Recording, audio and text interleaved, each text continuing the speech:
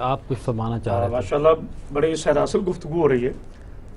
نقشبندی صاحب گزارش یہ ہے کہ اجتہاد کی ضرورت تو ہر دور میں رہی ہے اور انشاءاللہ رہے گی، اور اس پر علماء حقہ جو ہیں اور مجتہدین عظام جو ہیں، مراجع عظام جو ہیں، تمام کے تمام لوگ اپنی بہترین کاوشیں کر رہے ہیں، جیسے کہ تمام علماء نے اس کا ذکر بھی کیا۔ صحیح فرمایا تھا ڈاکٹر صاحب کہ جن لوگوں کو علم نہیں ہے وہ یہ سمجھتے ہیں اجتہاد کا دروازہ بند ہو چکا ہے۔ اصل میں ان کا علم وہ ایک اپنی سلطنت کے اندر رہ کے بات۔ ایک بندے نے جناب علی علیہ السلام سے پوچھا کہ مولا علم کیا ہے؟ آپ نے کہا علم کے دو ماخذ ہیں، ایک جاننا، ایک پہچاننا۔ علم کے جاننے کو علم کہتے ہیں، پہچاننے کو معرفت کہتے ہیں۔ صحیح۔ جب تک ہمیں معرفت حاصل نہیں ہوگی، اور معرفت کا تعلق محبت سے ہے، محبت کا تعلق ایمان سے ہے۔ گزارش میں بڑی اہم بات کہنا چاہتا ہوں۔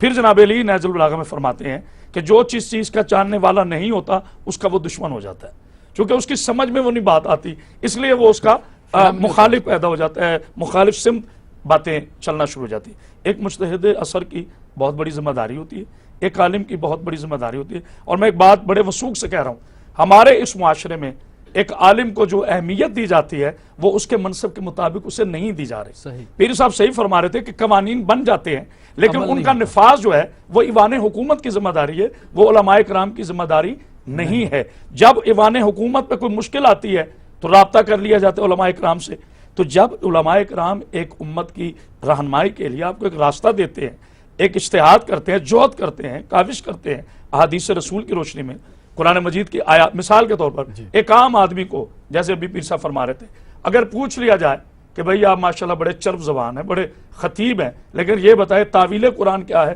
تنزیل قرآن کیا ہے، تو اس کے بارے میں وہ علم ہی نہیں رکھتا کہ تعویل قرآن کیا ہے، تنزیل قرآن کیا ہے، آیات محکمات کیا ہے، آیات متشابہات کیا ہے۔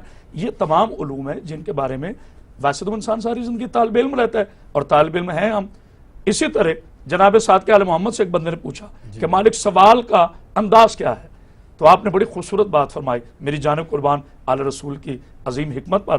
انہوں نے فرمایا کہ پوچھنے کے لیے الجھو، الجھنے کے لیے نہ پوچھو۔ واہ کیا بات! پوچھنے کے لیے الجھو، الجھنے کے لیے نہ پوچھو۔ یہاں ہماری بدنصیبی یہ ہے کہ ہم اپنے مسلک عوام الناس جو ہے وہ یہ کہہ رہے کہ اگر علامہ عرفان مشتی صاحب کی بلاؤ کعبہ اہل سنت ہیں تو میں نے تب بھی سننی ہے کہ میں سننی ہوں، یا ایک اہل شیعہ تو وہ اپنے ہی مجتہد کی مان، ایسی بات نہیں ہے۔ جہاں نص قرآن، جہاں احادیث رسول صلی اللہ علیہ وآلہ وسلم، جہاں قول معصوم آئے گا وہ امت کے لیے ہوگا، وہ انسانیت کے لیے ہوگا۔ قرآن کا خطاب صرف مسلمان سے نہیں ہے، عالم انسانیت سے ہے۔